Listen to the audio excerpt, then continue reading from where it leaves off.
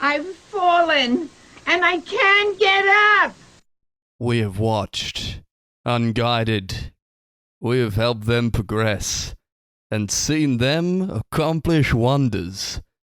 Throughout the years, we have never interfered. Until now. Welcome to the Sunday Movie Marathon. I'm Max. I'm Chris.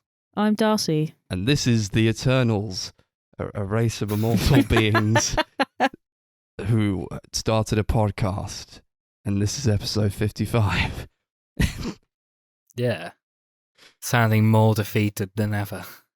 It's so true. I feel like every episode that goes on, we just sound more and more dead. It's been a week. It has been a week. Has been a week. Every day this week, my manager has come into the little, I don't even know what I want to call it, the little work area I'm in, and goes, "Oh, what a day!" Every day. The little door For the under last the 2 stairs. weeks. Yeah. Yeah. Working hard, are we, Darcy? Yeah. Yes, please. I am Sorry. actually. Normally, I'd say no, but this week I've been doing everything under the sun. Yeah.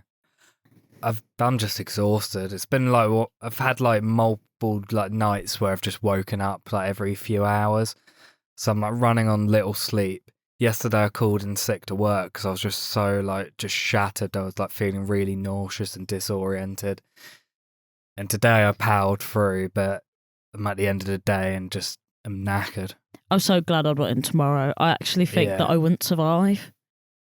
I'm excited to sleep in a little bit tomorrow, go to a gig, and then go into work the next day on little sleep again. Oh, don't forget Yeah. the house viewing though. Sorry to burst your bubble, man. We're going to Brighton. And every time You we go to are? like a gig outside of our immediate vicinity, it's such a massive chore for me. To be honest, Brighton is a pain in the fucking arse. Yeah. Because, you can't, there's no like trains back, there's no coaches or Mhm. anything. You have to stay there all night. Otherwise, Yeah. you can't go to the gig. Southampton nearly has that problem, but not quite. At least Southampton, there's like trains like until like 20 past 11 or something. Yeah, if you like leave during the encore, you would be okay. But Brighton's just it's basically a no go. Like me and H are gonna go back to Brighton in, I think it's, I want to say April or something. And after that, I'm not going to Brighton again. I'm not doing it. I refuse. Yeah, we also are going in April. Oh fuck. Well, okay. After April, then collectively, I won't be going ever again. It's too much work, isn't it? It too much is. It's just hassle. not worth it. I don't think I want to go to a gig ever again, honestly. But we've got like, because it's like every after COVID, like everyone's putting on gigs, like I have to go because I've missed them so much. But then I just slowly realised that I actually haven't missed them that much. Yeah. I've just realised that I'm getting too old for them. Like, I'm just so tired. I Yeah. can't.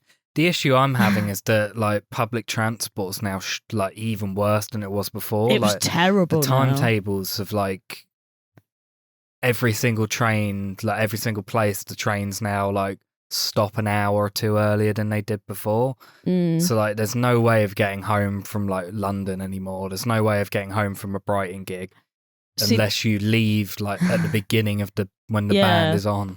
Like, the only thing that I enjoy about going to London is that I know I can get back fine, because my obviously my parents living just outside of London, there is 24-hour trains pretty much, so I never have a problem getting back, but I do have to go back there. That's the problem. If I don't, then I'm fucked. Yeah, that's why I was all right getting a ticket to see Charlie XCX next summer, because it's at Ali Pali, although it's like in the middle of nowhere. At least I can go back and stay at your parents' house. That is true.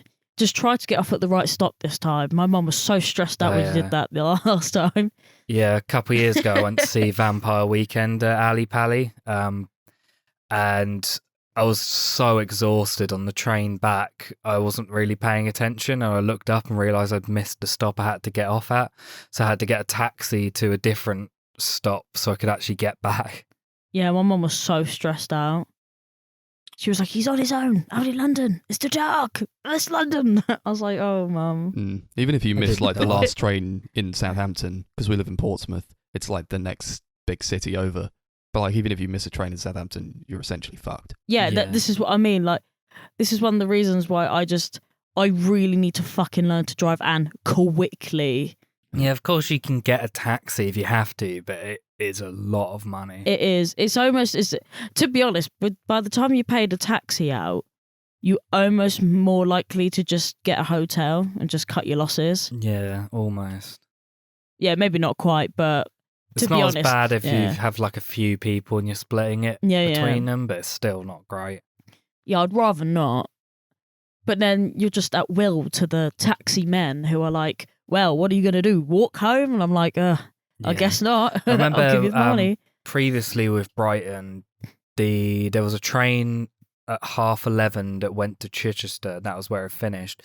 You could get a taxi back from there. And it was like a £30-40 taxi. Fuck that. But if you were with someone, at least you could split it and it'd end up being cheaper than getting a hotel. Because I did that a couple times. How much would it be to get back from Southampton in a taxi? Because I feel like It's about the same price. then you may as well just not get the train and just get the taxi. Cut your time as well. That's fucking stupid. What the fuck? I feel if you're desperate enough to get a taxi back home, and it's going to cost you that much money, you're not really going to care about the money. I was just No. thinking that, like, everyone's been in that situation where they've just wanted a taxi or a lift so badly that they just didn't care how much it cost. I've done it before. Yeah, because you just want to get home. Yeah, Home is like safe. like if you're just gonna you're just gonna do it, isn't you? Like it's a no brainer, really. You'd rather be alive and I guess slightly poorer than stay out in the streets all night. Well, especially in the winter and the autumn. Yeah, It's it's gonna be just much fucking colder. freezing as well. World is a scary place. I'd want to be True, outside in man, it, true. just when it's light, and maybe if I actually know what I'm doing. But like going to Brighton, that's like scary for me because it's like a foreign land. I've like barely Brighton's ever not been so there. bad. The only good thing I would say about like staying out in Brighton all night is that if you had to stay out all night, you probably could because there are places for you to go. You easily can, and like most of the clubs are open till like 6 or 7 that's what in I the mean. morning. Like you could if you had to, but I don't think anyone would actually actively Yeah, choose to do that. because I did it ages ago, like a couple of years ago, where I went out for someone's birthday, and I didn't have anywhere to stay, so I was just like, yeah, I'll just stay out. I'll get the first train home in the morning, and there's a 24-hour Burger King there, so I went in, got food, was just walking around Brighton in the morning, just waiting for my train. Yeah, it's doable. It's just I don't think it's ideal. No. Maybe not worth it. No. I did No. suggest that because Chris and I are going to a gig as we're speaking tomorrow night. I was just like, well, you could just hit the clubs until the early hours of the morning, get a train back at like 6 or 7. But I don't know. I It's thought the probably first not. train was at like 5. Yeah, I mean, Chris if has work, but if I wasn't working, then I'd Oh, yeah. consider it, but I am kind of wouldn't working though it. because it's a long Yeah. time. It is a long time. Yeah. It is. Yes. It's what? So a gig ends at About half 10, 11, 11-ish. and then you're out for like another 7 hours or so. Just Fuck that. what can you do? Just getting drunk and eating burgers. Yeah, Yeah. Living the dream. yeah. As if you're not already exhausted enough, Chris. Could you imagine? Playing havoc Nah, on your die. digestive system. Yeah, it's not worth it. Yeah. So, Chris, you saw some movies.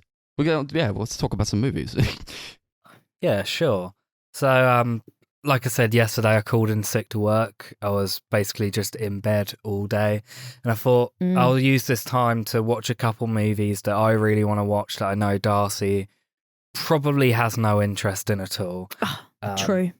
The first film I watched, I'm not going to talk about these much, just bring them up briefly just because I thought I've seen them, might as well talk about them.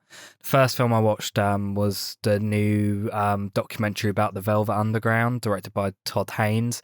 It's on Apple TV Plus, which I have at the moment because Curry is like, if you subscribe to their newsletter, you get like 4 months free or something Oh, of right. Apple TV Plus. Fair play. the experience watching it on there was far more positive than when I previously had it. There's still nothing on the platform at all, but the player actually works now. It doesn't kick you out every 10 minutes like it previously did. Oh, that sounds terrible. Yeah, I know. It made Wolf Walkers and like everything I watched previously just like a slog to get through. But yeah, this new documentary is really interesting, I think.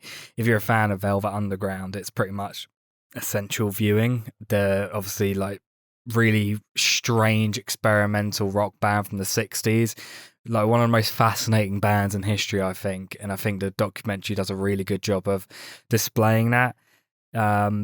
It's interesting how they did it, because there's like very, very little like footage of them performing live, but there's loads of like art house like recordings and stuff, because they were friends with like Andy Warhol, and they like pretty much lived at the factory for years, and they're like big in the New York art scene. So there's like loads of just like weird avant-garde footage of the band that they splice all throughout the film. There's obviously interviews with all the surviving members, loads of like archival audio interviews of Lou Reed and Sterling Morrison, both of whom aren't alive anymore. The only problem I had with the movie is that even though it's 2 hours long, I actually think it's too short, because I feel like there's like some really important stuff that they kind of gloss over. So much of the movie is like dedicated to them like starting up and like the history of like their first album, that they don't really go into much about the later stuff. They don't even bring up the facts that the band got back together in the 90s at all. It just kind of ends once the band break up. There's like a little like here's what they went on to do section like during the credits, but that's about it. So I would have probably liked maybe a little bit more about that, what they went on to do, maybe a little bit more information throughout, but otherwise I thought it was a really interesting documentary. And I definitely think if you're a fan of Lou Reed or Velvet Underground, it's definitely worth watching. I guess I'd give it like a 8 out of 10. Mm-hmm. So it's an interesting one. Cool. It's one that I wouldn't recommend if you've not listened to the Velvet Underground, because it's definitely one where your enjoyment is based entirely around whether you like the band or not. Don't think you'd enjoy it if you didn't like the band. Yeah, being honest, I've not even heard of them. Yeah, I mean, I thought that was quite a given, to be honest. A luxury tube. A luxury tube. Yeah. I mean, I've actually not listened to them, but I really like Lou Reed. Yeah, if you like Lou Reed, you'll probably like him. Yeah. Their last album, Loaded, is like very, very similar to Lou Reed's solo stuff, but the majority of their other stuff's really avant-garde and strange. Like they've got an album called White Light, White Heat, which is like even too far for me. It's just so like loud and discordant. Is it like Captain Beefheart levels of just weird? It's not as like crazy as that, but it's just really like heavily distorted and loud, and it's just kind of painful to listen to. Oh, okay.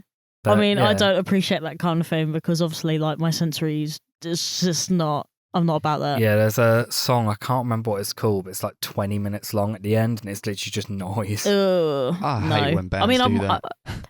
Yeah, I might listen to it. Not to that, but I might listen to them. Yeah, I think you'd really like Loaded. That's a great album. Yeah.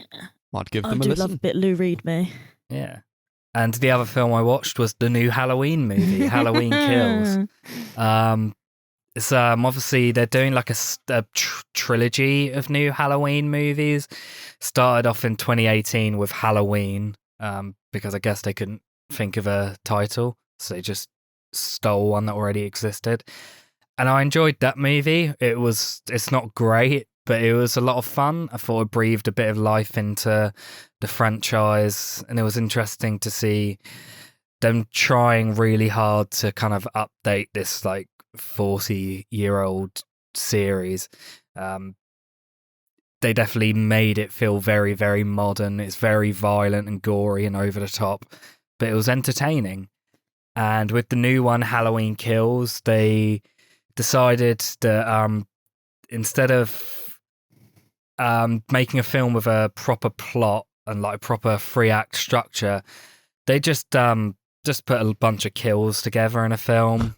occasionally have some other characters doing stuff. It's a very, very loose plot in the film where it's literally just the townspeople decide they want to kill Michael Myers. And every once in a while, it'll cut back to them like plotting together, saying, let's fight him, let's find where he is. And then it just cut to like these two random characters you've never seen before, just like conversing and eventually being brutally murdered by Michael Myers. That's so shit. It is really, really silly. It's so stupid. It's not a good movie at all. But I really enjoyed it because it was just so stupid and ridiculous. The kills were a lot of fun. There's like multiple kills in the film that are just they go way too far. Like there's a kill, one of the first kills in the film, Michael he kills someone, picks their body up and puts it on the countertop in a kitchen, and he just grabs every single knife that's just there and just stabs the corpse with it. Like after they're dead, he just like grabs a knife, stabs it into him, turns around, grabs another knife and stabs it into him. He does it about 10 times. What a hero. And it's just so ridiculous. At that point, you're just decorating, right? What do you mean they went after him? Isn't he supposed to be like this unkillable man who's like maybe not even a man? I've only seen I don't the think first he's man. Halloween movie, John Carpenter's Halloween.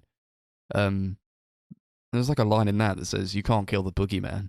Boy, the townspeople think they can kill this guy who can't be killed? Apparently so. You guys don't care about spoilers, do you? Oh, absolutely no, not. I mean... Okay, so the townspeople all team up, including Tommy something. I can't remember his name, but he's the little boy that Jamie Lee Curtis is babysitting. He's now played by Anthony Michael Head. He's now all grown up.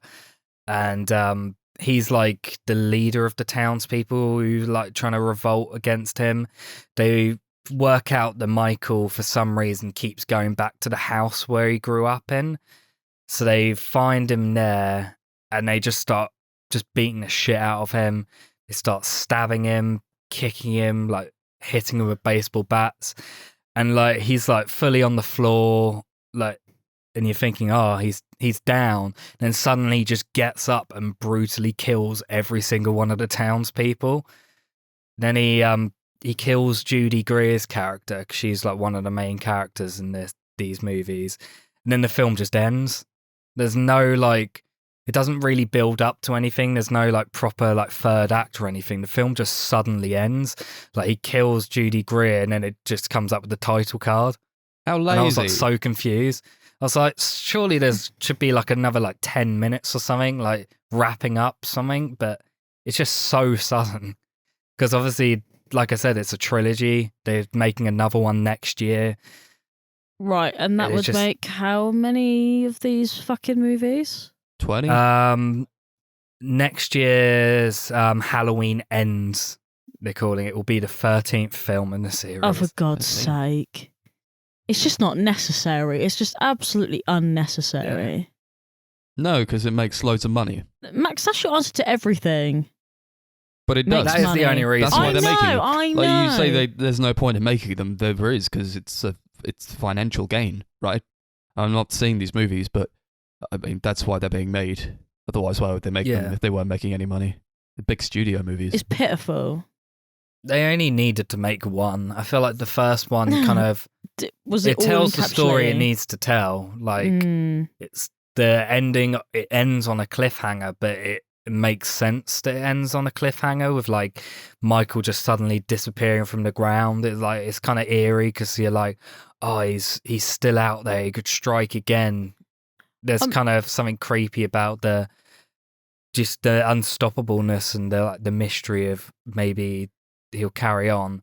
But then when they carry it on and do never ending amount of sequels to just kind of build on it, it gets very tiresome very quickly. Yeah. Even the second film's very tiresome. I mean, I have no problem with people making sequels, but I just feel like 13 is just too bloody many films. Yeah, I've seen them all and pretty much all of them are shit. I don't even know if I'm even gonna bother watching it, to be honest. No. It's a bit like, you know, when you want to watch a TV show but there's too many episodes and too many seasons. It gives me that kind of vibe, but all of it's terrible and not worth wasting my time on. Yeah, it's just you can tell that no one who made these movies really care. Except for these two most recent movies. Those, I feel like the director does actually care about the franchise and actually wants to do something new with it. But I still don't think he's doing anything fresh or original. Who's directing them? They're Is there decent anything slasher now? movies. You know? David Gordon Green, I think his name is. He directed Pineapple Express. David Gordon Green. He directed a bunch of like comedies and stuff. Oh, okay. I swear to God. It's co-written by Danny McBride as well. I've heard of that name. Is he the guy that did He's a Prince comedic actor. Avalanche? Yeah. Yeah, that was alright. It's a Oh, far no. cry from the Halloween movies. Yeah, I know. It's like the most different thing in his filmography. Sometimes it's good. But yeah, Halloween Kills. It's dumb fun. Dumb fun. If you want to just watch a man in a William Shatner mask brutally slitting people's throats and stabbing them, then this is the movie for you. If you want something with a bit more substance, then this is definitely not a movie for you. In terms of enjoyment, I'd give it like a 6 out of 10. But if I was to actually be like fully like critical and give it like a proper rating, I'd give it like a 3 or a 4. Oh, damn.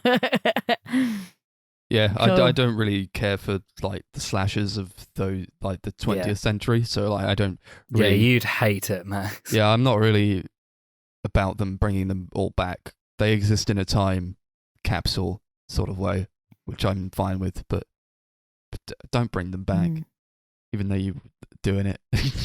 I suppose they'll do it with all of them. We'll get a new Friday the 13th. I mean, they've tried to do it with all of them, haven't they? Friday the 13th, Nightmare on Elm Street, all of those. I don't think there's a place for them anymore. Unless you do something The only reason we wildly out haven't, there. the only reason we haven't had a new Friday the 13th in so long is because there's a lot of issues in terms of the rights of the character. Mm-hmm. Oh, yeah. Once that's all solved, then there'll definitely be like 10 more sequels.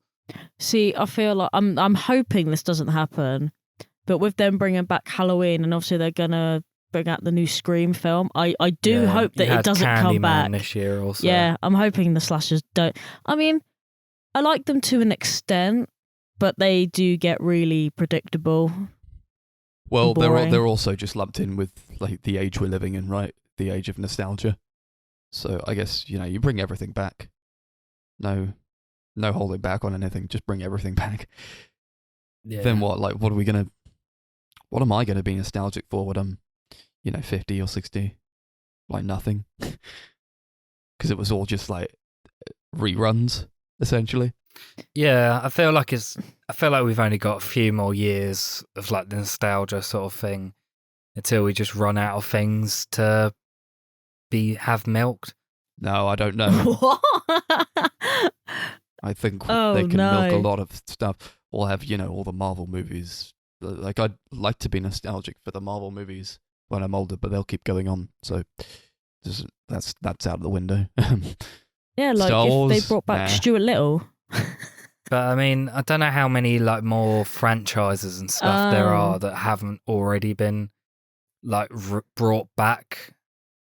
Like you got Ghostbusters coming back for a second time soon. You got obviously the Star Wars happened and that's already died. Yeah, they'll find something. Well, they had to. You got that Indiana new... Jones is coming. Yeah, Oh, Indiana yeah. Jones is coming. You got that new Game of Thrones show coming out, next year? House of the Dragon. Sorry, what? You got like a bunch of shows Yeah. coming out based on books or ideas that George R.R. Martin had. Sorry, I would just like to go back to the Game of Thrones thing. Yes. Did you What? not know No, there's a what- new Game what- of Thrones show? Yeah. No, There's a new Game of Thrones show about about what? It's the a prequel. Targaryens. There's a prequel show. Oh, that's sick. I mean, cautiously optimistic, but we'll see. Yeah, of course. Oh yeah, like I mean, I watched how many seasons of that show just for it to end terribly. couldn't even think of a good adjective, so terribly is the only one I've got. You can only hope they learn from their mistakes, though. I'm hoping so. We watched Should another we, movie. uh, Watched another movie the what? other day. It was called The Card Counter. So we went Oh. to the cinema to see this. Yeah. What did you think I was going to talk about something else there, Darcy? No, do you what? But it's because I brought it up earlier and then I completely forgot about it. And I was about to say, "Oh, should we start talking about the TV show?" And then just remembered No. that the card counter We was got a one thing. more thing Yeah. before the To be show. fair, I keep forgetting the card counter exists. The Card Right. Counter is a movie directed by is a movie. Paul Schrader, and it came out this year, and we all went to see it. So it's about a man played by Oscar Isaac, and he's a guy he's a gambler, and he knows the cards. He's a card counter. He knows everything about the cards. Spent his entire life in the casinos, winning lots of money. He was also a former serviceman who like brutally tortured a bunch of people. We learn. And he meets this guy, and the kid who's played by some dude, Ty Sheridan. Ty Sheridan. Yep. Ty Sheridan's like, I love that. Some dude. bro, I know what you did, and something about my father did it too. Like he tortured some people, and now we gotta get Willem Dafoe, who was the guy who made it all happen. Are you with me, or are you not with me? And then Oscar Isaac says, I like you, kid. You're coming with me, and we're gonna go to the casinos together.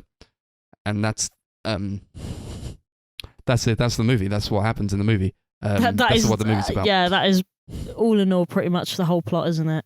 What do we think? I feel like this should be quite an interesting conversation because not only have I forgotten like quite a lot of it, but I feel like this was one of the films where normally we walk out and we sort of just talk about like whether it was good or bad, but like this one we all just kind of went, Huh. don't know. We got out. We were like, huh. Okay. And then we all left without really saying anything. Yeah, like Yeah. no one conversed any like actual interest apart from Kai. He was the only one we who saw said a anything. friend of the podcast, Kai, who loved it. Yeah. Thought it was better than First Reformed. Yeah, he's wrong. I'm not getting into that because I haven't seen it yet. No, he's but- not wrong. Darcy fell asleep, so she has no real grounds to say much of anything about this movie, No. Well, other than what she saw of it, I I suppose. watched most of it. Apparently, I think I'm doing it again. All in all, I probably missed about 10 minutes of the film. I think I could be wrong, Crucial 10 minutes.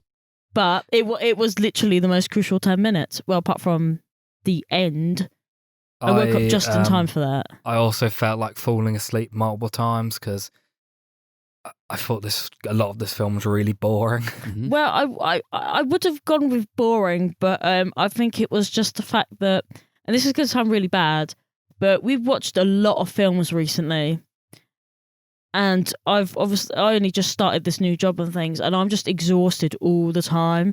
And there's just stuff about this film that just went, do you know what? You could just go to bed and it's okay. We'll look after you. It's fine. And I just fell asleep. Yeah, I feel like Paul Schrader, as both a writer and a director, his films are never like super fast paced like action movies. They're always like slow building like character dramas. Like First Reform's definitely that. It's a very, very slow, moody character piece.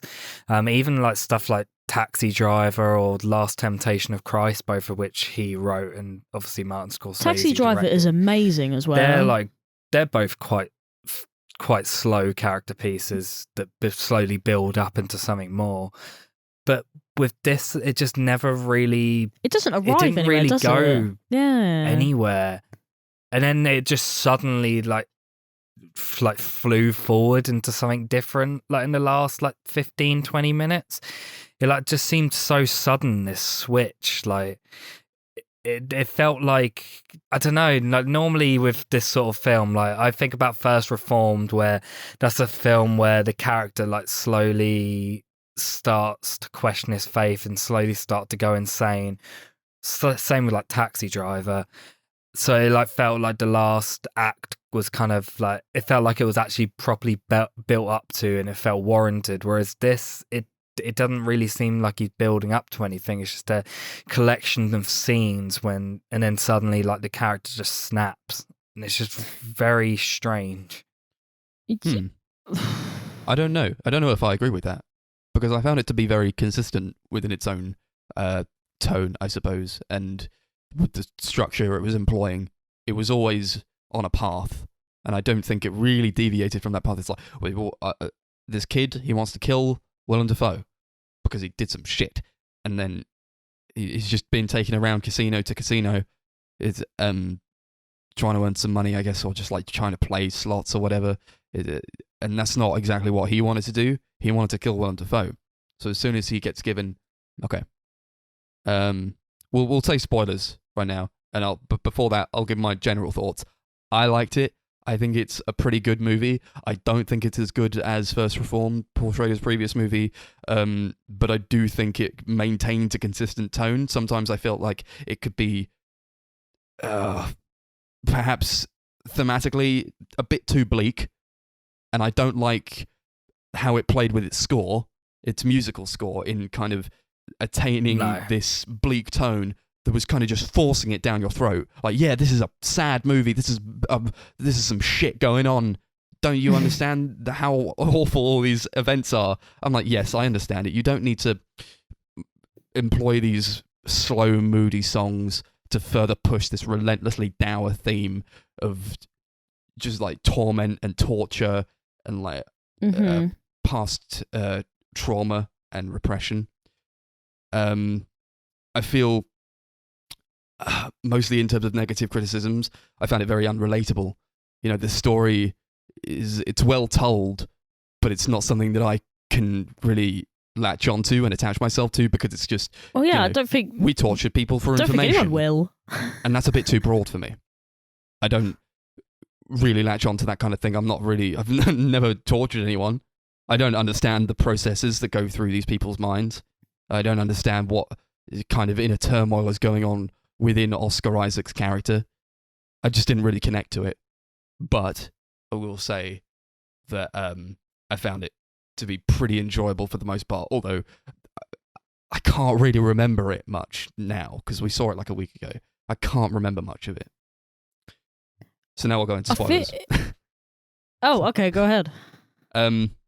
So Chris kind of said that it jumped forward a bit, but I think this is when, I think you're talking about like when the kid died. Ty Sheridan just dies, and he's going after... No, I was talking more about the scene before that where he he snaps and like basically he like throws all that money on the ground. He's like, you need to go see your mum. The bit where Darcy fell asleep, where he like just threatens him in the room, and like they set it up as if he's like about to murder him. Yeah. Like for me, that kind of seemed like very sudden, and then after that, it kind of, the tone was very consistent with that sort of scene. Whereas for me, previously, it didn't really feel like they were building to that sort of thing. See, now, as someone who fell asleep during that moment in time, I'm only going to comment on what I have seen. But I agree with both of you. I feel like it was consistent. It actually made sense. It was a path that it stayed on it. It made sense. But it also kind of like, I don't know, like the ending sort of lackluster for a bit for me. But I don't know whether this scene that I had missed had changed anyone's views. I assume it's only changed Chris's. What did you think, Max? I felt it was a long time coming when he finally does kind of snap and give Ty Sheridan all that money. He basically interrogates him. It felt like this idea of playing casinos over and over again was a way to take himself away from a life that he was ashamed of, because he did torture a bunch of people. So this is kind of like an escape. He basically lives in casinos. He doesn't have a permanent place of residency. It's like he's on the run almost. So I felt like the tone throughout was kind of hinting at this inner turmoil within Oscar Isaac's character that sort of bubbled to the surface, and he did kind of snap and go, here's some money. If I can't do anything right by myself, I'm going to try to make this kid's life a bit better and put him on the straight and narrow. But Ty Sheridan does not do this. And he takes the money and he gets a gun, and he goes and he tries to kill Willem Dafoe's character, who was this man who made his father torture a bunch of people, and that had a knock-on effect to him when he was growing up. Where his dad just beat him and his mother. So I guess he hates Willem Dafoe because of that. I just found it to be pretty consistent all throughout. That being said, I didn't feel surprised at any point, and I never had my expectations subverted. And I think that's a big problem I have with the movie as well, where it doesn't really feel like it I don't know, doesn't go anywhere, but it's pretty like fine as to where it goes. It's like, okay, and now we're doing this, and I was never like, whoa, really? That's crazy. It's not. Yeah, I get you. No, I didn't. I also didn't really find any of the characters that interesting apart from Oscar Isaac. Mm-hmm. And I think a lot of that comes down to the fact that he is a great actor, and I think he delivered a really great performance in the film. But all the side characters, I didn't really care at all about them. Did you know what's really weird? Like, I really wanted to see this film, but I didn't really know what to expect going into it. I don't know whether because you guys like know films better than me, maybe. I don't know whether you had like a certain I don't know, a certain story or something to expect, or like a certain level of quality film or something. I just didn't know what to expect. I just kind of went into it thinking, okay, this is a film with Oscar Isaacs in it, and I like him, and it's about cards. Yeah. Cool. I had the Like, same I kind didn't know of, what I went to in think. kind of thinking that same exact thing, except I didn't really know what the plot was, even though I'd seen trailers for it. So I was kind of just hoping for something interesting based on the fact that it was Oscar Isaac and Paul Schrader, who I've not really seen like so much from. I've seen Taxi Driver, and I really loved First Reformed. So I was kind of expecting, something, and I did get something. It's just, I don't know, it's got its tone, and I think a lot of people are not going to gel with that specific tone because it is quite bleak.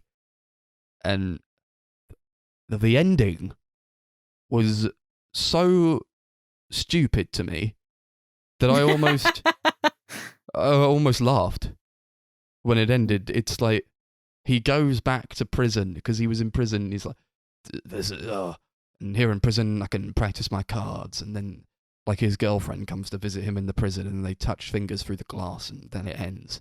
Great. What am I supposed to get out of that? That's so stupid. It's such a stupid ending. And I was kind of wrestling with it. I'm like, is this the type of ending where, okay, I didn't really like First Reformed's ending, which is kind of similar in a sense that it kind of leaves it up to you to interpret what's going on.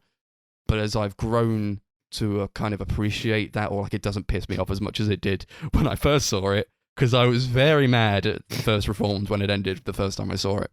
With this, I've only grown more sour with it because I just feel like it was a way to end the movie and then not much else.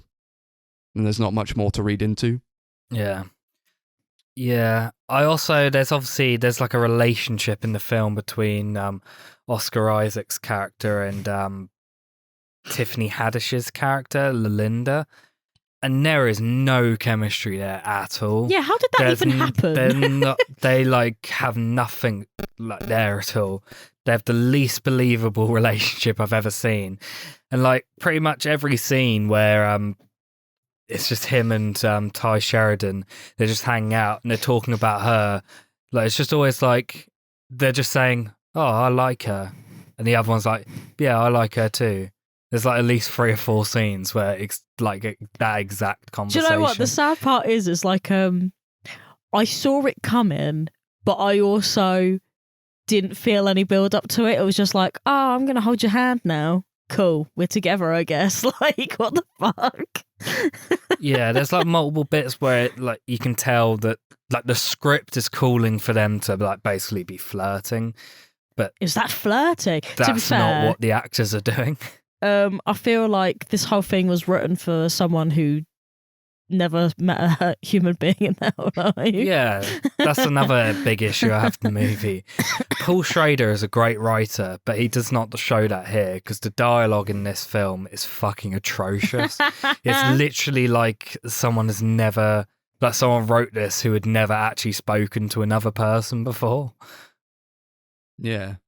And I honestly didn't really care to notice that kind of but yeah, now you mention it, yeah, and afterwards you mentioned it, I was like, actually, yes, this is exactly what is happening in this movie. Nobody's talking as though they're actually real human beings talking to one another. It's like Paul Schrader imagines this is how people talk, or like he locked himself in a room for a little while and forgot how to interact with people as he wrote the script. I'm blanking on a lot of the dialogue though, because I don't think it's very memorable, and sadly, it's a criticism I have of the movie overall. No. There's bits I do really like in the movie. I don't completely hate it. I did actually enjoy the movie. My favourite bits, I think, is when it goes to this torture camp that Oscar Isaac and Willem Dafoe work at, and any time they cut to that, it's like they filmed using a panorama sort of camera, and then they've squished it all into the frame. Yeah, it kind of looks like a weird fisheye thing, isn't it? Yeah, it's really, really disorienting anytime they cut to these sequences.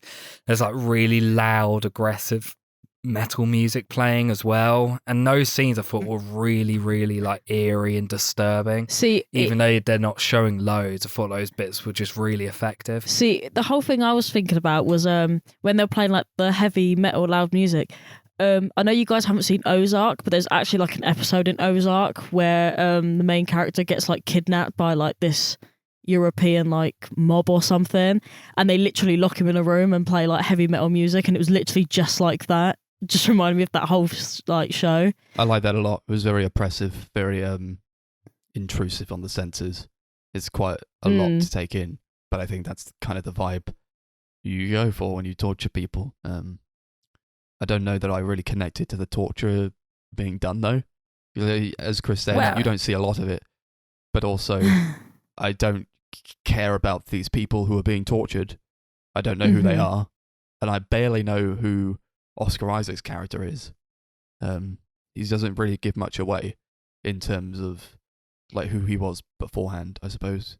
And as just overall not a character I really connect to as much as I enjoyed the performance. Yeah, I completely agree. Yeah, that's one thing about this film, is that it is 0% relatable. There is...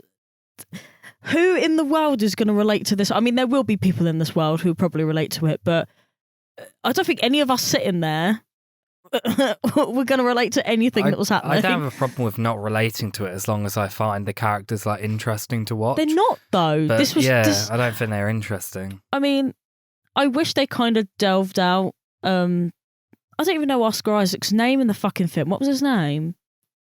I don't know. See, does anyone remember? Fuck, does anyone remember? William Tell. There we go. Will. Poor Will, right?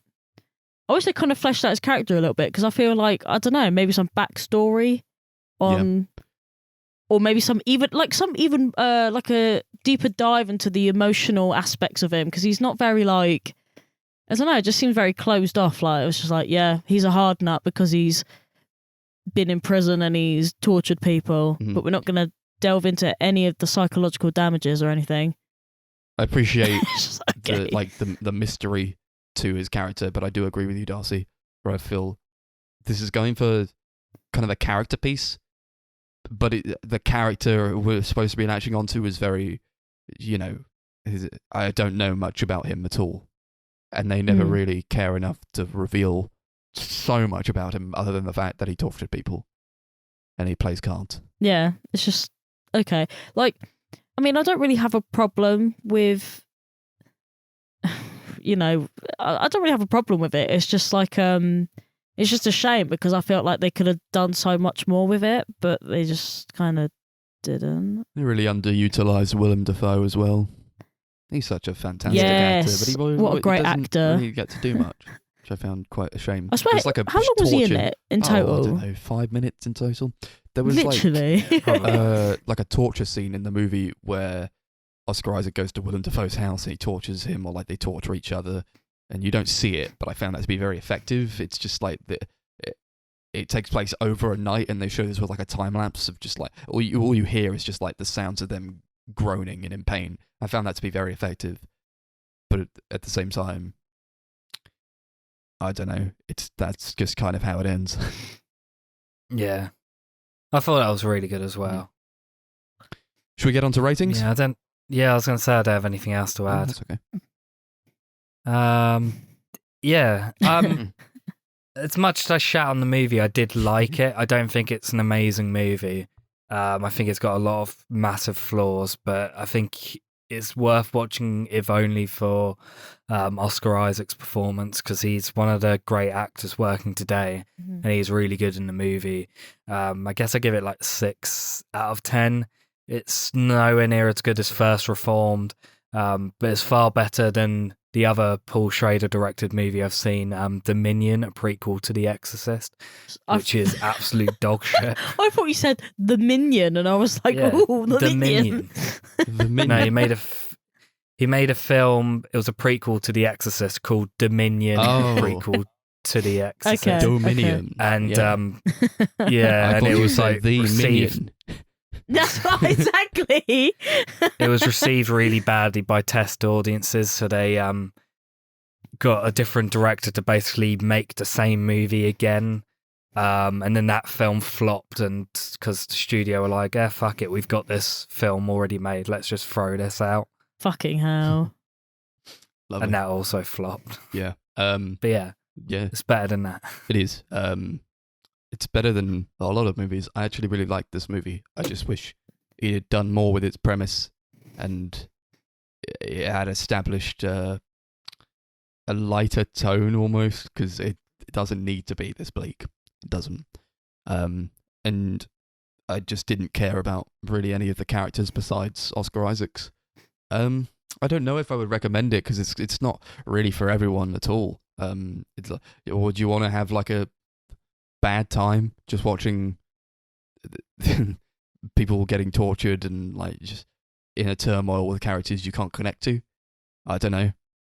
I found it interesting, I suppose, but I understand why that wouldn't be for everyone. I mean, I don't really want to see it ever again, but I'll just give like a 7 out of 10, honestly, because it was decent. I enjoyed it, but I will never see it again. Yeah, I was telling Chris, I think I was telling Chris after we left, I was like, oh, the premise of this film was so good, but it just didn't go as far as I would have thought it would have gone, if that makes sense. Obviously, I'm not going to rate this film for various reasons, mostly because I missed crucial parts of the movie. But yeah, no, I mean, like, the acting was good, and like I said, the premise was great, and I feel like it had a lot more potential, but it didn't really shine. But I mean, if you're into that sort of moody, torture, gambling kind of thing, then you'd love it, I suppose. Awesome. We're getting into the show now. We've been teasing it for Bloody 10 fuck. episodes. The Fall, Season 1. Who wants to describe what this is about, first season? Do you want to do it, Darcy? You've not described anything today. Do us a little description. I would have to... Oh, I mean, I was going to get it up, but I don't think I'm going to. I just need to know what year it came out. 2012, wasn't it? 2013. See, I don't know anything about this. No, so it is a BBC show called The Fall. I believe it's actually set in Ireland. It is. I don't know if it's actually... Dublin, isn't it? Yeah, I don't know Belfast. if it's a Irish show or it's just set in Ireland with Irish actors. I don't know. No. But it's basically a psychological thriller about a serial killer and the basically the hunt for him, I suppose. I would go into a bit more than that, but I feel like we're only going to break this show down, so we're just going to go with police people in Ireland are looking for serial killer killing women. Let's go. Yeah, so there's basically two main characters. One of them's the serial killer. The other one's the head female police officer trying to track him down. Mm-hmm. Played by sexy Jamie Dornan. Whew. Whew. I thought you were going to say sexy Gillian Anderson. She is also a very attractive lady. Yeah, a lot of attractive people in There this is. show. This show is just full of beautiful people. And a lot of them used to be in Hollyoaks. Yeah, when we were watching the show, every once in a while, especially during the first episode, pretty much every single scene, Darcy would be like, oh, that person was in Hollyoaks. That's going to be my... if I ever go on What's that show where you go and sit in that chair and you have to be like really brainy? What? Who wants to be a Eggheads? millionaire? No, Mastermind. Mastermind. My thing's gonna be Hollyoaks because I just know too much about it. It's Special disgusting. knowledge, yeah. It is, but yeah, no. I mean, what were people thinking going into this show? Because personally, I knew it was going to be some sort of police drama because one, it's the BBC, and two, my parents have watched it before, and they watch all that kind of shit. So I kind of knew I was either going to love it or hate it. Because for me, usually police dramas kind of do that. I either really like them or they're really naff. Yeah. I didn't really know much about the show at all. Mm-hmm. I just heard good things about it, and I do really like murder mystery sort of shows. I do feel some of the BBC police shows can be quite hit or miss. So I was trying to go in as open-minded as possible. It honestly reminds me of is it Line of Duty, where everything is just fucking chaos all the time. Yeah, they love their cop Max is shows, just like, don't they? what? They love their cop shows on the BBC. They do. The BBC have nothing but fucking cop Almost feel like- shows. yeah, I do agree. It's very they are very hit or miss. But like, why do you keep making these shows? These cop I shows, don't BBC know. cop shows. I understand there's like a wide appeal for them, but I almost feel as if how many times can you do the same thing over and over again, right? Apparently a lot. That being said, Like a lot. The Fall season 1 was fucking brilliant. It Yeah. is. It is sick. Do you know what? I feel like this is the first show that we've watched on this podcast. This is like the first that good I've show gone, we've done. I like this. It's true. Yeah, I've liked every show we've done so far, but this is easily the best. Yeah, I actually wanted to carry on watching it, but because we had to record this, I wasn't allowed. Yeah, you can watch the rest tonight. Yeah. Just go straight on with it. Yeah. Actually finished it as we're speaking like an hour ago. Yeah, And then I finished it and oh fuck me. That last episode left me with so much like internal upset that I was like, Yeah. how the fuck am I going to do this podcast? I have to do it in like half an hour. I don't. It is so upsetting. This is such a bleak show. And we talked in the last episode a lot about movies that depicted the just women being brutalized and tortured and harmed. I fucking hate that kind of shit when it's done bad. When you don't have the right approach to it. But I'm honestly feeling like emotionally drained because I've just consumed all this media in the past few weeks that's about this exact thing. I want something else, man. I want to watch, like, I don't know, Paw Patrol or some shit. At least that's going to be, like, it's not going to make me feel horrible, but I do appreciate art and shows and films that can make me feel just horrible deep down if it's done correctly, and it's done very well. I think there's a lot of care and attention to it because it never feels disingenuous, and it never feels like they're talking down to you, or it never feels like misogynistic, or like they're using No. the brutalization of women as like as like a way to draw people in, and that's all that it is. Yeah, it always feels purposeful, I think. Yeah, it helps that you got oh no, I've forgotten her name. The one played by Gillian Anderson. Yeah. I can't remember her name. Oh no. Well, yeah. It helps that she exists. I feel like she's the greatest like protagonist ever. She's just such a bitch, but she's like a power bitch. I love her. Stella. What a power bitch. I love her. She can stay. She's the kind of person that I kind of wish that I could be.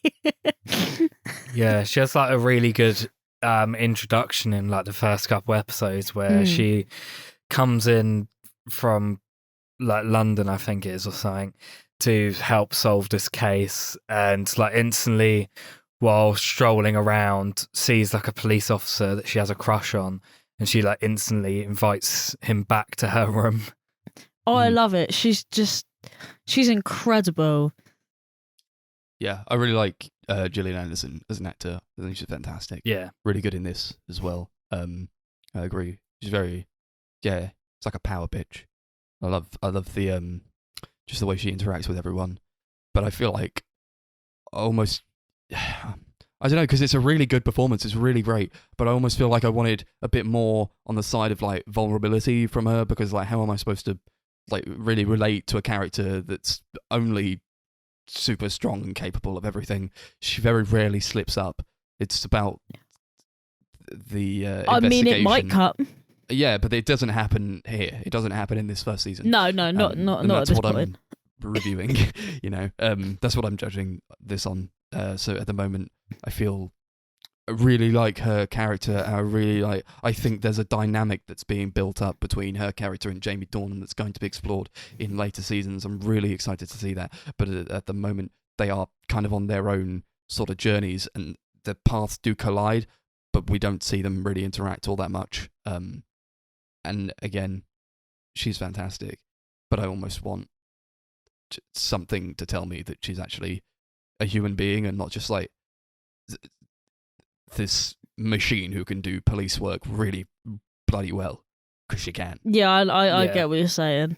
Yeah, she's very cold and hard, and it almost, You I'd want to say it know almost why? feels like she's intentionally built herself up to be like that. So it'll be interesting to see if like later on in the show you see it kind of be broke down a little bit more. Yeah, you see That a is lot true. under I like mean- the surface. I feel like she gives a very authentic performance in the fact that she holds a lot back, Mm. and there's a lot more to this character that's going to be explored. It's Yeah. weird because you almost see more emotion from Jamie Dornan's character, which is just like the weirdest thing to say. Yeah, But plays Paul Spector, the Mhm. serial killer of the show. / bereavement counselor, which is very bizarre indeed. Slash Um, daddy. / yes, that he be. Yeah. And I really liked his character a lot. And I like that he doesn't give much away, again, in the same vein as Gillian Anderson, but he doesn't have like this inner monologue going through his head. We don't hear anything that he's thinking. So it adds this layer of mystery as to why he's doing what he's doing. And on some level, Yeah. you understand why he's killing these women. It's for, gratification. He's a sick individual. He's awful. He's the absolute worst. But I like that there might be something different to him. There might be something more going on inside his head, and he does do you know what? Yeah. get like some points where he's like writing in a diary, and what he's writing is, I feel, pretty stupid, pretty silly stuff that he's writing. He's got like this diary with like pictures of the women he kills, and he poses in different ways, which is just horrible to see and very sickening. But also, like, he's writing just a bunch of stuff in this diary that I don't care about at all. He's like, Yeah, was it in it's just- episode 3? So he's like writing that in like crayon. He's like got a crayon. And he's like, is it the murder? Is it the murder or the shadow of the murder that causes the greatest pleasure, the greatest pain? Oh, this guy thinks he's so deep, writing in his little diary with yeah, a he's a crayon. bit pretentious, Yeah, isn't he's a he? bit- You're like, come on. Yeah, I think what makes him so interesting is that the character seems so conflicted almost. Like, I think of like another serial killer in show like Dexter, where that's a character who, like, being a serial killer is his entire identity, and everything else is like a front. Everything else is not who he really is. He's just putting it on to kind of hide himself. Whereas in this show, the character, you kind of are never really sure whether it is a front or whether he genuinely does love his wife and his children and like does care about his job. And I think that's kind of what makes him so fascinating, that you're not really sure where he actually like properly lies. You're not sure whether he is like faking half of his life to just like hide who he really is. I don't know. Can't you be both? I mean, he obviously Yeah, loves. and He that's obviously what I loves think his makes kids, it if not his more wife. interesting. I feel like maybe it is possible to actually have these like actual real life human connections and still want to kill people. That's like a Because theme no one they ever go talks into about that, really, do in they? the show. Is like Yeah. like Yeah. talk about how we think of these people as having no emotion and being very cold, but that they pose that maybe he has like the opposite of that. Like maybe he's too emotional. Maybe, and this is how he gets his kicks, and that's how he's able to feel something. Yeah, that's something I think is really fascinating because I've never seen like a show like this do that before. It's always like, if it's a character who has like a family, it's always like I said with Dexter, where it is just the front. Also, where it is kind of like a mystery type show, like going for that kind of thing, even though it's not a mystery in and of itself, because we're following his perspective. I don't feel like I get a lot of those type of shows nowadays that kind of follow the killer in such a way as to, like, you're in on it as well. And when he almost gets caught, you're almost, I don't know about you guys, but I always wanted him to get caught. But at the same time, I was thinking, like, because we're on this journey with him and we're empathizing with him, maybe not empathizing with him, but like, you see what he's doing. And when you follow a character, I feel like that you build up a bias in favor of them. Even though he's awful, I kind of didn't want him to get caught. Yeah, it's true. I actually kind of agree. Like, it's really weird saying it because obviously I know that you're not really meant to like a villain or a serial killer, but there's just something so likable about his character that I don't know. Like, I'm just like, okay. Yeah. And like, I don't really want him to get caught because then it kind of ends the story as well. Like, I just kind of want to keep it going for a bit longer, see where it goes. But like, I think the way it kind of almost like it's almost like a Stockholm syndrome sort of thing, where you spend so much time with this character that you start to like enjoy like seeing him and don't want him to get caught. I feel like that just says a lot about how powerful the show is. Oh wow! How like it really gets into your head. He just gave me Mew syndrome. Yeah. How rude. I kind of knew that he wasn't going to get caught at the end, though. But no. Well, yeah, like, there's 3 seasons. I mean, yeah, it's 3 Max. seasons, and he's like one of the central guys. But I was interested to see how they would end this season without him being caught, but still have like some sort of change. And they handled it really well. Yeah, and imagine, right, if you're watching that show back in 2013 and you watched that last episode and you had to wait for the next season, I would be pissed. It's a really good cliffhanger. It is. It's amazing. It's all like, I feel like sometimes you get a cliffhanger in a show or you get a cliffhanger in a movie and it's like almost blue balling you because there's nothing that's been like set up really. But everything follows such an interesting progression here. You never feel like you're being taken for a ride in that sort of way. You never feel like that they're just going, oh, and here's a cliffhanger and wait until season 2. Now you have to watch season 2. It's all very purposefully built up. Yeah, it feels very natural. It doesn't feel forced at all, which I really appreciate. I mean, we're just going to have to carry on, aren't we?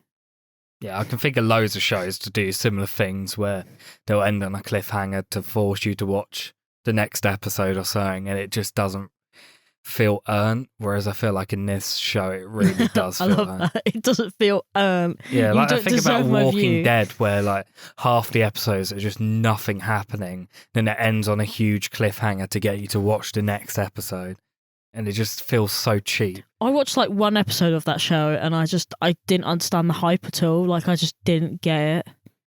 No, it sucks. But like this show, I think it really does earn that cliffhanger. It really does do a great job of hooking you in. That's a true mark of a BBC show. The amount of times that I have gone downstairs when living with my parents and all of them are watching Line of Duty in the next room and they're going, oh my God, how dare they do that? It's the next episode. And literally it's just fucking chaos. BBC are really good at doing shit like that. They have their formula, I suppose. They know do. what's going to get people watching. These shows are very popular, otherwise they wouldn't make them. I would feel like was kind of relating this to like Broadchurch or Luther, shows that I think are very good. Although that being said, I didn't really carry on with Broadchurch after the first season. So maybe that fell off, but I'm not entirely sure. But the end of this season, in episode, there's only 5 episodes. For the 5th episode, Yeah. every time Quite something easy to happened, watch. I was like, "Oh fuck, holy shit!" It got so many holy shit moments in it. Where like, there's like the climax where like he has to turn himself in, sort of, because like he's been shown on CCTV, so like he has to go in and basically talk himself out of it. It's like, yeah, it wasn't me, but I'm here so that I can give the police a reason to leave me out of it. That's I love all that, so like- tense. How is he going to get out of this? Yeah. I thought to myself, and of course he does. I thought to myself, like, there was only one part of the whole show that made me go, "Oh my god!" And I was literally going at Chris like, "Oh my god, oh my god!" It was just the bit on the phone where they're having that phone call, and Yeah. she's just all like, "I know your name is Paul," and he's like, "Oh my god." Yeah. The part There's, that really made me like go, fuck, was when he has to go home to his wife and admit something horrible. Where I'm like, you have to either... she has lied to the police for you to place you somewhere you were not. And now you have to tell her why you lied to her. No, or why you got her to lie to the police. And that is just the most crazy thing ever, where he doesn't actually reveal that he's the killer. He has to fabricate a lie that he slept with a 15-year-old. Oh, And it is horrible. Imagine that. He's like, "I would rather be known as a paedophile Yeah. than as a serial killer." I'll just go home and be like, "Yeah, I killed 6 people." There's no way. No. You I can't just do that, wouldn't because go home. I thought to myself, that's, I mean, out of the two things, that what's worse, saying that you've slept with a 15-year-old or you've killed a bunch of women? I feel like the lesser of two evils is that you slept with a 15-year-old, because even like killing a bunch of women, it's horrible, and it's the reason he does it, because it's for sexual gratification. It's all about that in a way. It's all about sex and sexual gratification I think in his mind.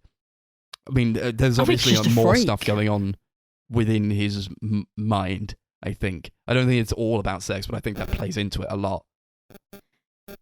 I don't know. Like, it's one of those things where I think I'm just so desensitized to the whole idea of like people just murdering people Really. that I've gotten to the point where I'm like, you'd be better off in jail murdering people than you would be being a paedophile. I don't know. This is all I'm gonna say on it, but I'm not agreeing with either or, to be honest. But it's just I've gotten to the point where I'm just so desensitized to it all. I'm just like, yeah, people kill people. I think, I feel like we are desensitized as a people to these kinds of things now. We do see a lot of, the old ultra violence on the screens nowadays. It's kind of hard to get like a genuine reaction out of people when you kill someone. But I think the kills in this season were handled so well that every time it happened, I was like, oh, fuck. I did not want it to happen. Like that last one where he's in the house with the woman and the guy, was like, don't do this. Like, I almost couldn't watch it. It was handled so well. It was so tense. And just the thought of this man killing another woman, it got to me on such a visceral level. I did not want to watch it. When you were talking about tense bits in the show, that was instantly what I was thinking about. Because obviously you've got the guy who's downstairs that he then has to kill, and who comes back because he didn't properly finish him off. Yeah. Oh, it's really sad, isn't it? Like, obviously, it makes a mark of a good human being if we don't want these things to happen. Obviously, because I mean, sometimes I just feel like it's a bit like, I know he has to go and kill people. That's like the whole premise of the thing. But I don't know. Sometimes I'm just like, oh, could you hold off a couple of episodes before you start trying to wrangle people again. But he doesn't kill someone each episode, right? I think he kills like 3 people throughout the whole season.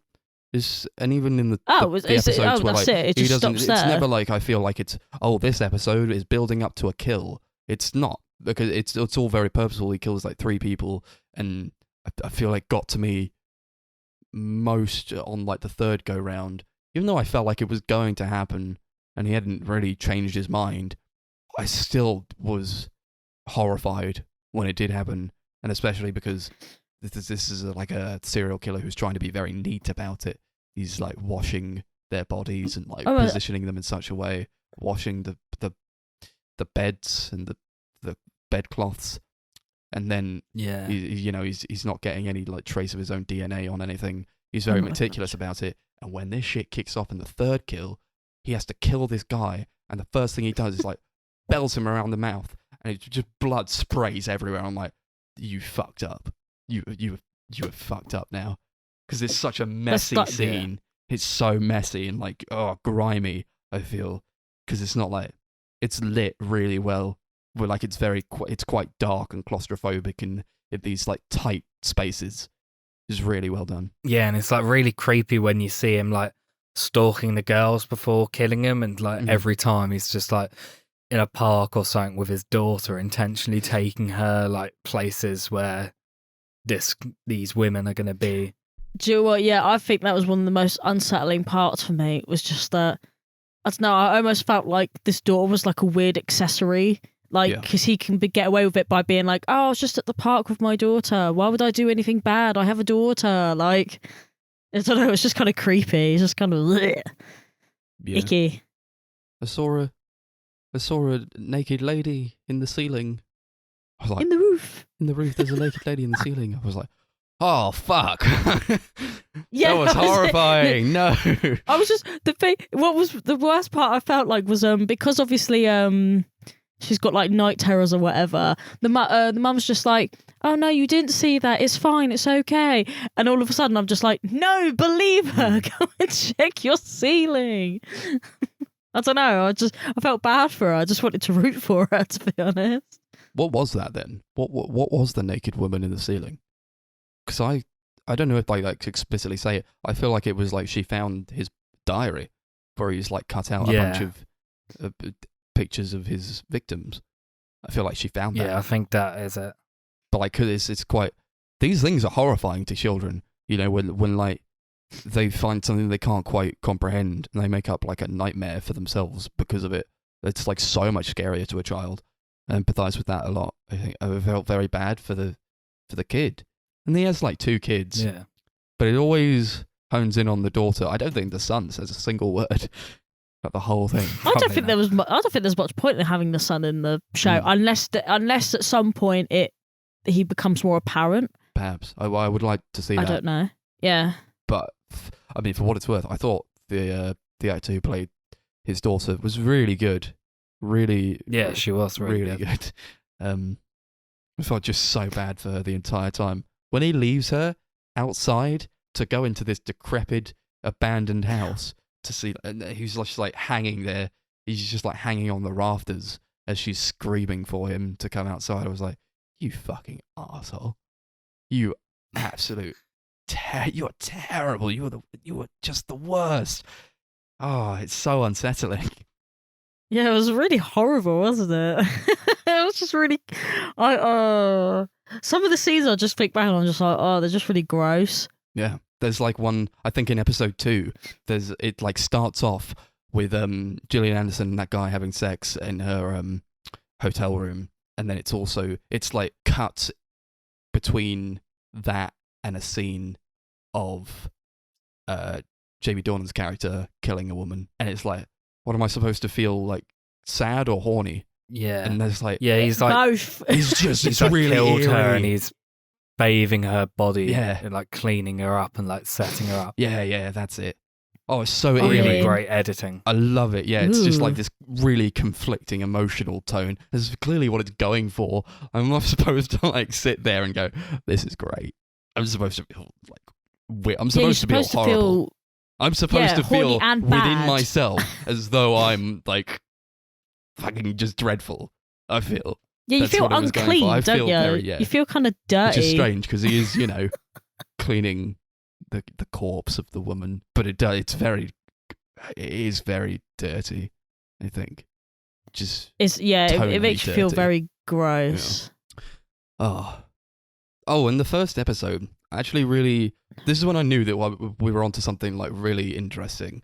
Was the use of the camera in an aerial shot, just going through the house with the family. I was like, it was like Enter the Void Light, where it was going through all these rooms on like an aerial shot, just showing the family. It was really good, really interesting. Yeah, it was really good. I don't remember that, but it's okay. I don't take much in, to be honest. If there's something I don't really like about the show, it's the there's kind of like this almost like gang sort of like corrupt police officer, like drug dealer sort of subplot, which they keep cutting to, and it doesn't really seem to have any purpose in the show at all. I don't really understand why it's there because it doesn't really add a lot to the show. See, I'm saying it now because I haven't seen it yet, so I might be like eating my own words soon.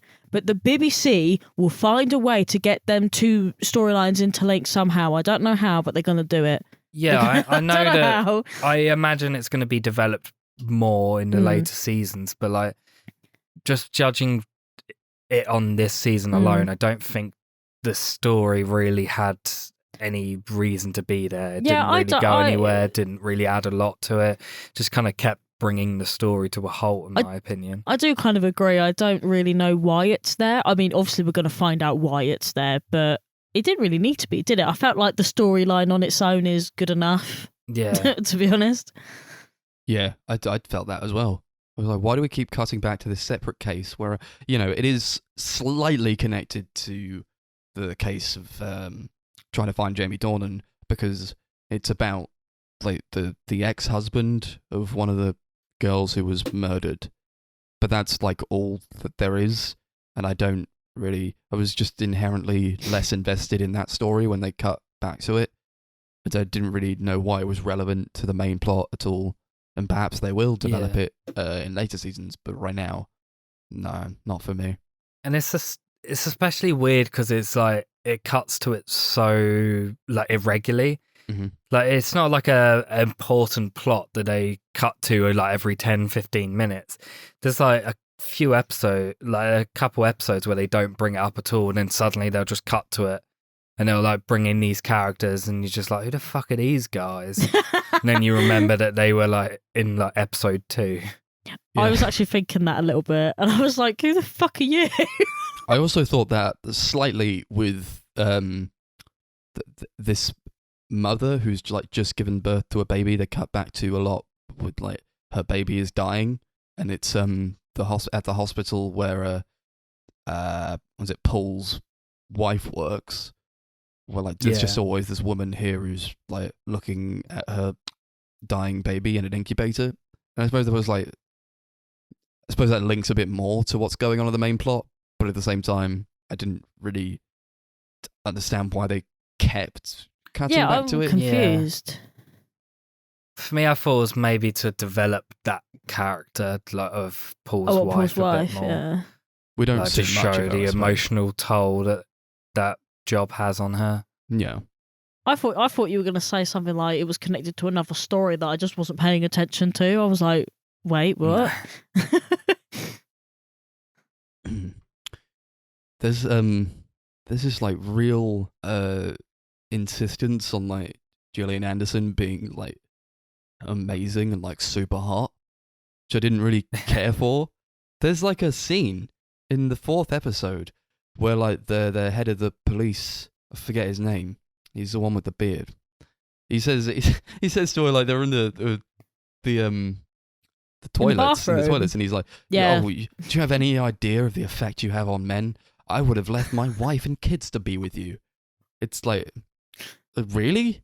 Like, sure, she's very beautiful. Really she's very, conventionally attractive, I suppose. Like, but like you'd leave everything for her. Like I don't. Do you know what, I'm I so feel like glad. they didn't develop that relationship enough. They just said, yeah, we slept together that one time. It's I'm very glad this got brought up. Yeah. Because I actually kind of felt that. Like I was, obviously I know I said earlier that she's quite hot. And I mean, I'm not going to lie, she is. But like, But why is everyone hot? so Not ready really. to ruin their lives for her? Yeah. Really? Yeah, no. yeah, like, not really, mate. It's not that deep. What the She must fuck? be incredible in bed. She must be. What the fuck? I just don't get it. I don't get it at all. Do we have much else to add? I don't have anything to say other than I cannot wait to watch the next season. Yeah, I didn't write many notes at all because I was like really into the show. Oh, I don't write notes. You know me better than that. I know you don't. A couple of technical things, I suppose. I really like the use of music.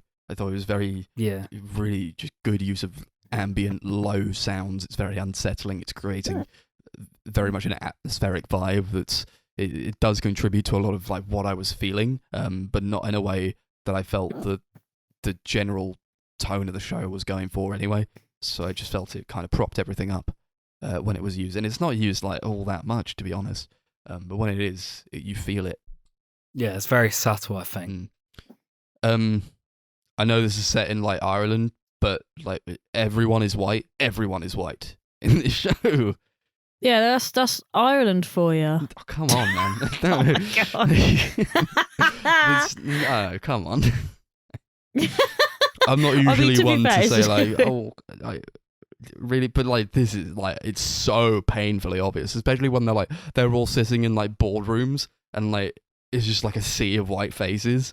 It was like, Yeah, I got to admit, it's a little bit jarring, isn't it? When you kind of you notice it. It's rare. It's really obvious. Is that the right thing to say? It's very obvious. It's a bit overt with it, yeah.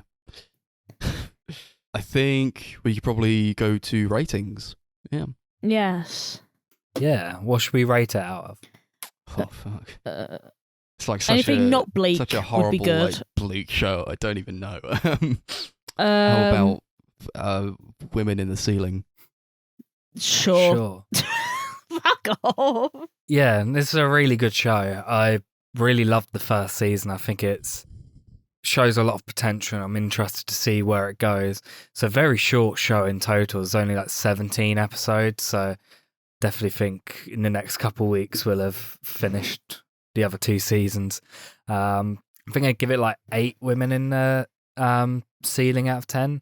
Mm-hmm. It's like quite a high 8, kind of bordering on an 8 and a 9 for me, but I feel like my rating would probably go up by the end of the show. Yeah. Assuming the rest of it's good. Assuming. I was going into it thinking like, another BBC show about cops and they got to solve some shit. That is what it is, but the execution is very well done. And I would recommend it. I think people really like these kinds of shows. So I guess it's kind of for everyone, but not if you're, I guess, sensitive to these kinds of topics and themes, or if you're below the age of 18, because it is an 18, for very good reason. Just, I think the BBC are like that. Like, what's like the most horrible shit we can show while still being able to show it? I really liked it. I thought it was fantastic. And this is like the first show that we've reviewed that I'll actually carry on watching because it's just I know, it's so well nice. done. Yeah. I think that's all I have to say about it. I do like the whole like commentary on like there's a scene in the 4th episode where they're at like the crime scene and someone says to Gillian Anderson, no, she says to her friend, what will you tell your daughters, to stop what's happened here to happening to them? And then her friend just replies, I don't know, don't talk to strange men or any man. I'm like, you literally take your life in your hands as a woman simply by just talking to men. That's a terrifying feeling that I can't relate on such a level because I am a man and I don't have those kinds of feelings when I'm like going out on like the streets. But it's such a horrible thing, I think, and I think we talked a lot more about this in the previous episode. I don't really want to get into it because I'm reviewing this this show and we don't have the time. I will give The Fall season 1 an 8 women in the ceiling out of 10 as well. Oh yeah. It's very sad. Yes. I've just seen on Wikipedia that they have a French remake of this show. Yeah, I read about that earlier. It sounds interesting. I'm not quite sure about it, but it could be good. Well, I think for the most part, what I really wanted to get out there was that these actors and actresses from Hollyoaks are very, very good, and I feel like good on them, because I know a lot of the time, like, people just go to soaps and then they end up just jumping from one soap to another. But I appreciate that. I know, I just think they're really good, and actually, my favourite person in Hollyoaks was in this show, so that is a big plus for me. Anyway, I kind of did put this show off a little bit because I knew that it was going to be a BBC cop show, and like for me, it's kind of hit or miss. I was like, I'm either going to love it or I'm going to fucking hate it. But no, I was pleasantly surprised. To be honest, I don't really have a problem with it, so I think I might actually just rate this a 10. Is it women in the ceiling? We'll just say women, 10 women. They're up there. The women are out there. What the fuck? They're up there. They are up there. Yeah. Awesome. Wonderful. I'm glad we got to review it like an actual good season of television. Finally, a good show.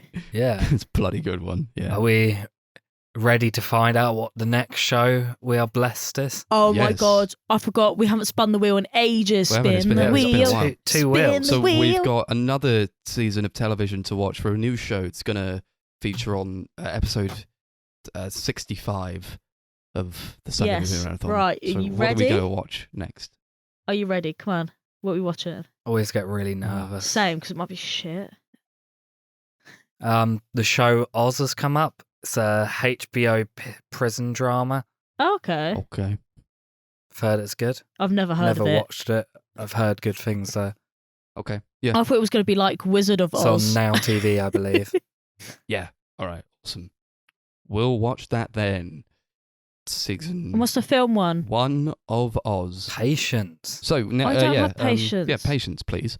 So next episode, we've gotten we're going to watch some more movies, but what movies are we going to watch? We'll spin the wheel. Bloody hell, look at that Find wheel. So thin. It's horrid. Max is instantly going to veto this. Oh, Steven Spielberg movies. I mean, we got to do it at some point, don't we? Sorry, hold on. I know we've spoken about him before, so I'm just going to look up some films. I mean, I'm trying to think. Do we have a lot of time next week? It's Not going to have to be an really. evening marathon Oh, again. for fuck's sake. Mm, So not really. No. okay, we'll do something else then. Yeah. That's Because fine I by me. already knew what I was going to pick for a Steven Spielberg. We're going to have to marathon. start taking long And if marathons off of if we it, because it's can't just ain't do something working. really long, then we'll save it for a different time. God. Sci-fi movies. Yeah, sure. I'm fine with Darcy doesn't sound impressed. I fucking hate sci-fi, so this should be fun. Well, you can pick one that you like. I don't like any of them. That is the whole point sure of you'll not find liking something. sci-fi. that. Awesome. We'll do sci-fi Just watch movies Blade then. Runner again. We're going to watch... Yeah. Actually, What do you mean? I fucking love Blade Runner. Yeah, we can't watch it because we've already reviewed it. No, it's too long. I can't do it. That's that then. Episode 56 will be 3 sci-fi movies. We'll see what they are when that comes out. Thank you very much for listening. We do have our social media accounts. We got YouTube, the Sunday Movie Marathon, Twitter, at Sunday Movie Pod, Facebook, at Sunday Movie Marathon, and Letterboxd, at Sunday MM, capital S, capital MM. Thank you very much for listening to episode 55. It's been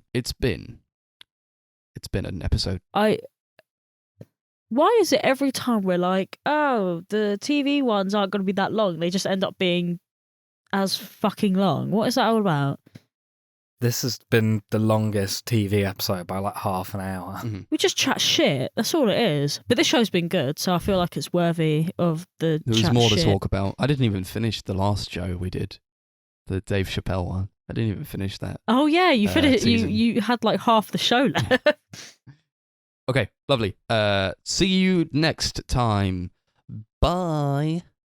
Bazinga. Ka-chow. Scooby-Dooby-Doo. I'm not gonna lie, I thought you had already finished. That's why when you said it, I was like, what the fuck?